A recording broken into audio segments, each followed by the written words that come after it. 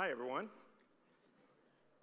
We're in the enviable position of standing between you and the reception. So we'll try to make it worth your while if we can. I'm David Becker. I am the executive director and founder of the Center for Election Innovation and Research. I've worked in elections for over 20 years now, many of them serving as an attorney in the Justice Department. And I founded CEIR to help improve the integrity, security, and accuracy of elections, mostly in the United States, but also worldwide. You may have heard there's an election coming up in the United States, in 19 days to be precise. Just curious, how many in here who are eligible to vote plan to vote in this election? Okay, that's a lot of hands. Just remember, if you don't vote, you will have lied to me. Because people lie about voting all the time because they know they're supposed to do it. So what's going to happen, starting now actually, is about 100 million American citizens are going to go out and vote in this election to choose their government. In fact, over 2 million already have voted. And when you get that many people doing something like that, it's natural to have problems in a major election. And so you probably recall stories from previous elections where there were exceptionally long lines, or people are confused, or people aren't getting the right information, going to the wrong place, not sure what's on their ballot. And a few years back, someone who was very high up in government came to me and said, you know, I've got a great idea on how to fix this. He said, let's make elections like Jiffy Lube. Go on, I'm interested. So he said, no, hear me out. So oil changes used to be really, really tough. They used to take a long time, they were a big hassle, but then Jiffy Lube came along with a model, and people were in and out in 15 minutes, it was great. And I looked at him and I said, that's a great idea, because elections are just like oil changes. If everyone got an oil change on the very same day, every 2 to 4 years, in a building that was never designed for oil changes, conducted by someone who had never seen the underside of a car. So that's the challenges election officials face in this country. Everyone expects everything to go smoothly, but there's a lot going on during that election time. And so a few years back, I hosted a conference with about 200 leaders in the election field, people working campaigns, election officials from around the country, Republicans, Democrats, and I asked several of them, if there was one thing that we could work on and try to fix, what would it be? And it was pretty much unanimous. They all said voter registration, the voter lists. And the reason why is because almost all of the problems you see in elections when you're watching the news or you might personally experience are because there was an inaccurate or not up-to-date record in a voter's file. That can lead to long lines. It can affect even people behind that person in line and lead to longer lines. So why do we have such trouble keeping the voter lists up to date? There's one big answer for that: mobility. We as Americans are a very, very mobile society. 1 in 8 Americans moves in any given year, and that rate is about double amongst young Americans. And one thing about voter registration is people don't understand how it works. About a third of people think voter records just magically and automatically update. I moved, I told the post office, I told the motor vehicles, I maybe told nobody, but why isn't it magically updating? And about 50% of people don't know they can update their voter registration address at the DMV at the same time they're doing that. And that's despite the fact that's been federal law for a quarter of a century. Then adding to that is the pace of voter registration. Elections is a business with a 48-month cycle. I don't know of any other business like that, where 46 months of that cycle, things move on at a pretty easy clip, and then for about 1 to 2 months, they spike off the charts. What this means is if someone moved in January of 2017, the election officials probably aren't going to know about it until October of 2020. In the meantime, they're not getting any information about the elections that are relevant to them, where their polling place is, and election officials are sending mail out to someone who doesn't need it because they're not there anymore. So we did some research on this. I led some research a few years back to try to quantify exactly how out of date the voter lists are. Here's what we found. About 1.8 million records of deceased individuals are still on the rolls. I choose to call them having voted or aged out of voting. And then about 2.7 million people were registered in multiple states. Now, were these people committing fraud? No. These people had moved out of their state, had gone to the new state, and done what they were supposed to do, which is register to vote because they were good citizens. But there was no way that their old state ever could find out about that. There's no method for that. And in fact, there are people here in this room right now who have more than one voter registration record somewhere in the United States. And you have no intention of casting 2 ballots. It's not fraud. It's just an administrative inefficiency. So all told, we did the math and came up with a number of about 24 million records that were out of date at any given point in time. That's about 1 in 8 voter records in the United States. This has real consequences. Because when people show up at the polls and they try to vote and their record's out of date, they can't be given a regular ballot. And some of these people leave without voting. And about 300,000 votes, it was estimated, were lost due to registration problems in 2016.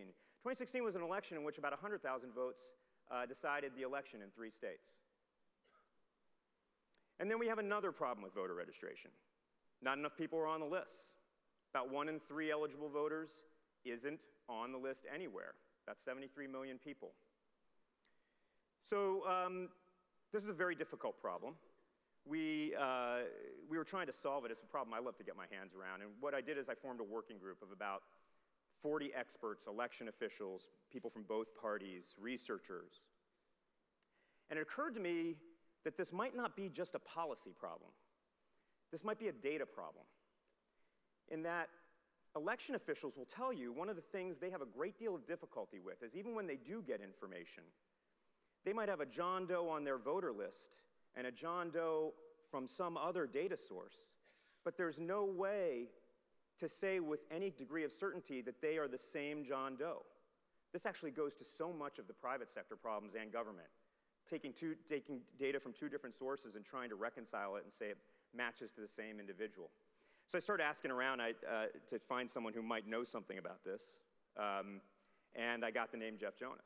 And so I called him up and asked him if he would take part. Jeff, I'll let you tell the rest of the story. I was sitting there minding on my own business, and he calls me and goes, "Hey, do you want to be part of a working group? We're going to write a report." He's lucky I have this Jim Carrey yes man problem, if you've seen the movie, because I knew I shouldn't, but I was like, yeah, yes, ah. But as it turned out, they needed this thing called record matching. The term of art for it these days, though, is called entity resolution. This is my definition.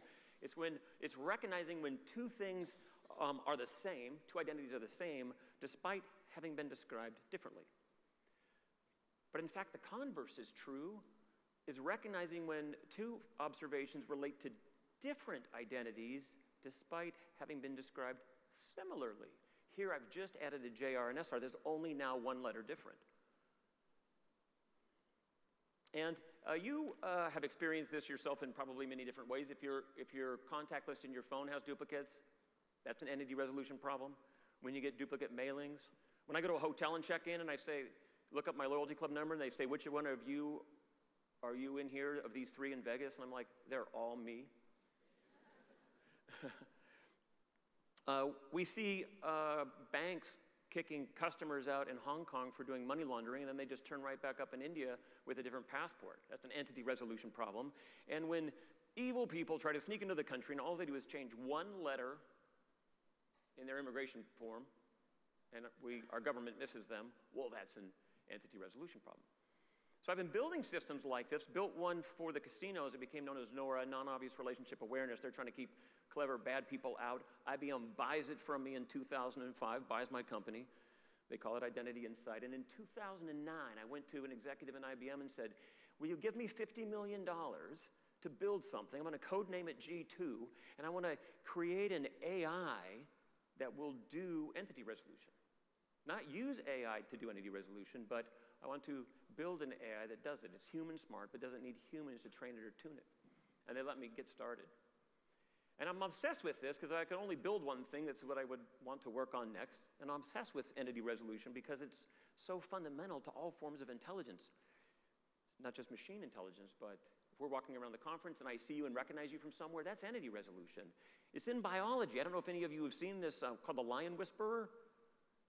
The beginning of this video is like this. The guy's standing there in Africa and he's going, oh, it's been a while since I've seen him, but I was raised with them. Here, kitty, kitty, kitty. You're thinking, how's this going to turn out? So kitty, kitty, a couple of them come running at him and then give him a big hug. That's entity resolution. So before I show you how entity resolution was applied to voter registration, I'm going to take you through something, a little 101 class I like to call slow motion entity resolution. I spent 30 hours on the next few charts, so I want you to really work this.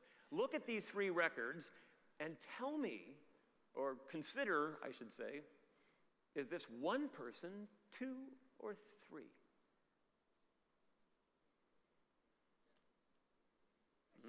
Yes. How many think it's 1?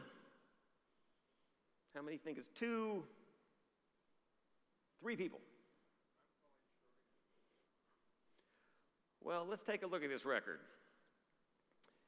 The first record and the third record share the same name, address, and cell phone.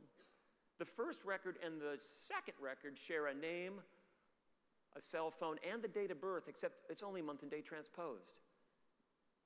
It turns out this is a pretty safe bet to put these 3 records into 1. Now this one here is pretty easy, same person or different. The point is here, you can't just take the same email address and assume 2 people are the same. Too many families share email addresses. So you have to keep this out. We would think of it as a discovered relationship.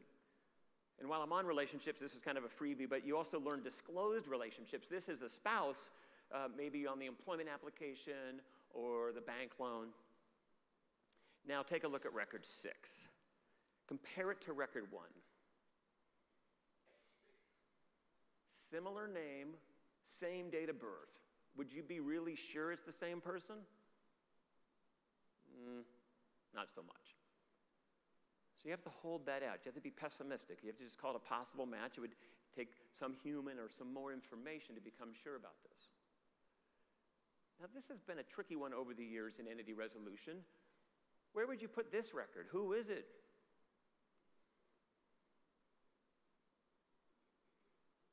If you're not careful, it just gets randomly assigned to record 1 or 4, which would be really bad, because if record 7 said, like, shoot on sight, then you're like 50-50 got the wrong person. And then the next recommendation would be send the family flowers. Okay. And so in this case, if that entity E1 in the center didn't exist, you could be pretty confident that record 7 was part of E2 in record 4, and vice versa. If record 4 didn't exist, you could be pretty sure it was part of E1, but because they both exist, it really could be either. And so you just really, to be pessimistic, you have to keep it out. Now take a close look at this record here and compare it to record 2. Name, address, cell phone, good. It's going to become part of E1. But does anybody want to bark out what they think might else happen? Yeah, so what you learn when record 8 becomes part of E1, you learn an email address, and because of that, record 6 now is not just name and date of birth. Record 6 is name, date of birth, and email address. Not date of birth. But now it conjoins. Now this one here is actually really hard to do at scale. Record number 9 shows up, and compare it to record 3. The name's the same, except it's got senior. It's got the same driver's license number, but the date of birth is not like 1 and 2. The moment this record shows up, it reveals to you that record 3 is really the senior, and you've had a false positive. You've put 2 people together when you shouldn't have. And so when 9 shows up, you have to pull 3 out. 2 more. I spent a lot of time on that part. Okay. Record 10, think about where that goes. What you'll notice is that it shares an address with 1 and 3, but nothing else. It shares the name with record 6, the AKA. It shares a phone with record 2. Most entity resolution systems are trying to compare it to records like that. But if you think about it, inside of that record E1 with all those records in it, has been learning the name and the AKA, both phone numbers, all the addresses. And so record 10 doesn't match any single record, but it matches that whole identity.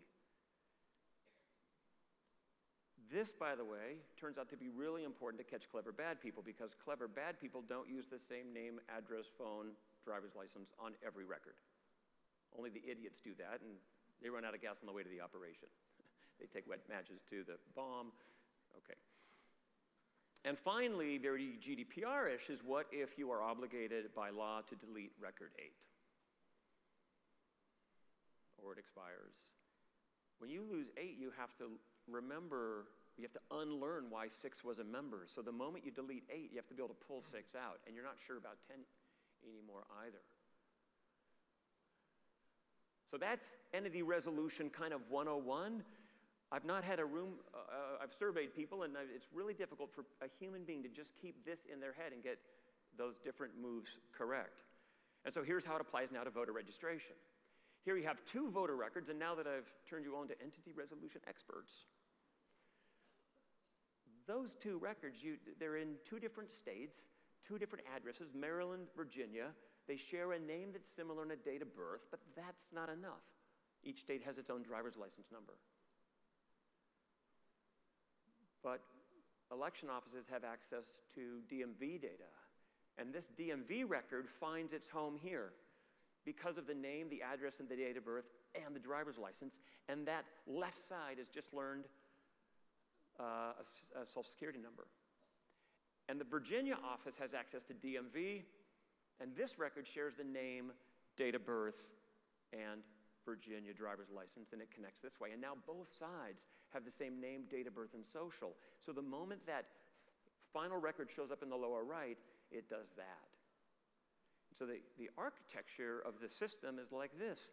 These records are arriving from these different election offices, their voter and DMV data.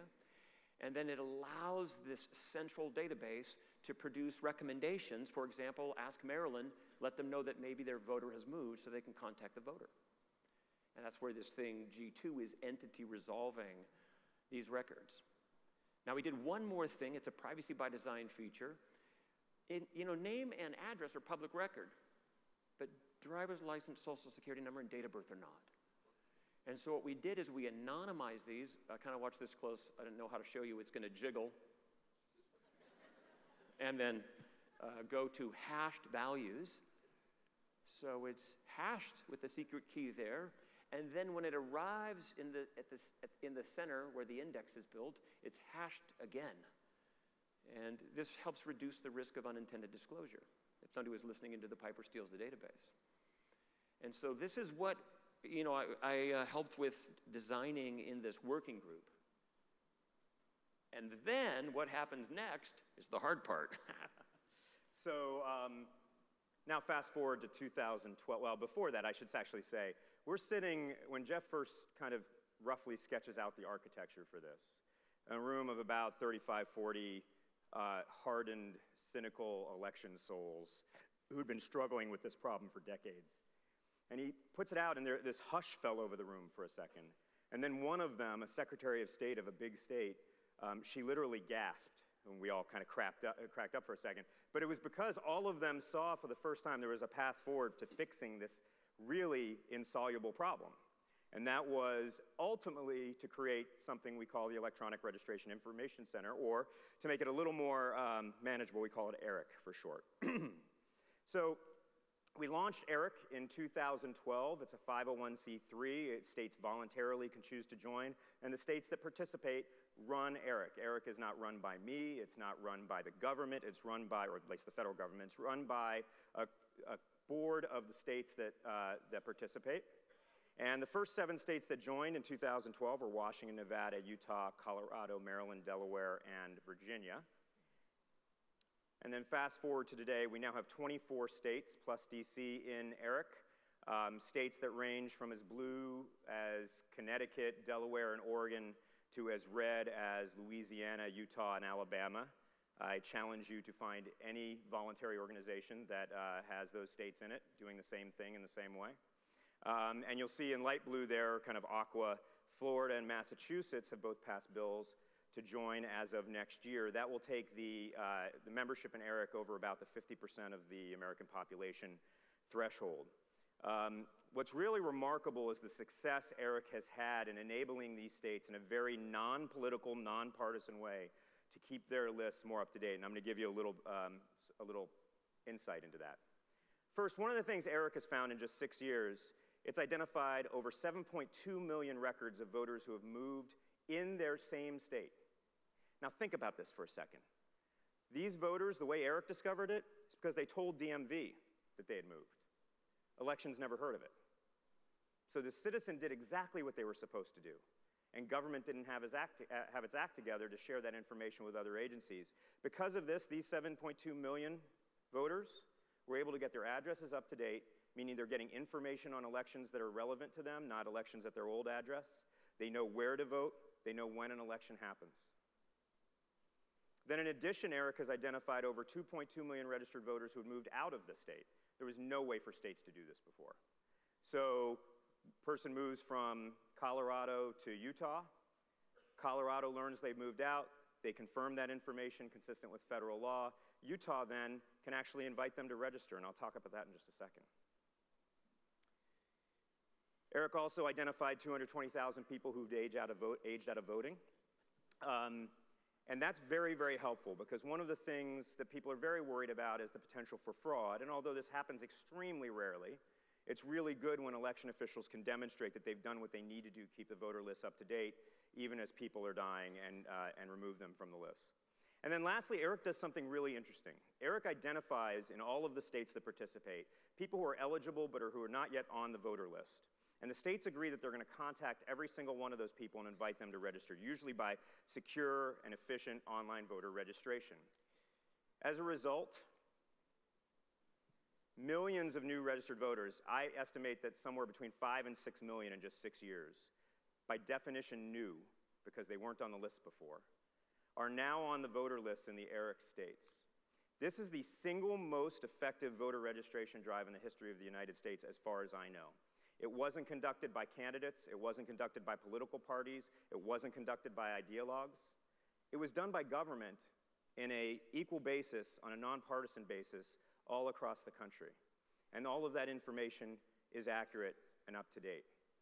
And none of this would have been possible but for the technology that Jeff gave to Eric. And tell them how many people in the IT department of this Eric organization that has almost 300 million records, probably 80 different files, and running half the states. How many people in their IT department in total? There's one full-time person. Woo-hoo-hoo. Long live AI.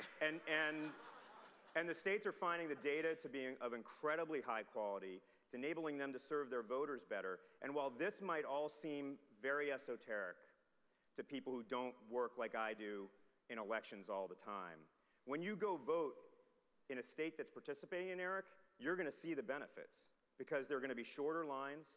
There's going to be less of a possibility you're going to have to cast a provisional ballot or be told you have to go somewhere else. There's going to be more likelihood that you get your stuff in your mailbox on time and can vote early if you want to or by mail. And this is all thanks to both the technology that Jeff provided, but also the privacy features, because one of the things that's very important as we're dealing with voter data, although a lot of voter data is public information, as Jeff pointed out, date of birth, social, driver's license is not, and it's protected in every state that I know of. And so it was very important that we made sure that although we wanted the utility from being able to use that information to connect the dots, to fit the puzzle pieces together, that we could protect that data at the same time and Eric wouldn't become a privacy problem. So I'm really glad we got a chance to meet and work on this, man. I think it was really his policy work. The entity resolution part really isn't that hard. It's not magic. So I was watching David lead the policy work to make all of this happen. And it's been a project that the team and I are really most proud of about what entity resolution's done. So it's super exciting. And then I actually spun G2 out in a one-of-a-kind spin-out into the Senzing company, and we're still helping on the project and still helping David as his aspirations to help roll this out across more states. Anyway. Thanks for having us.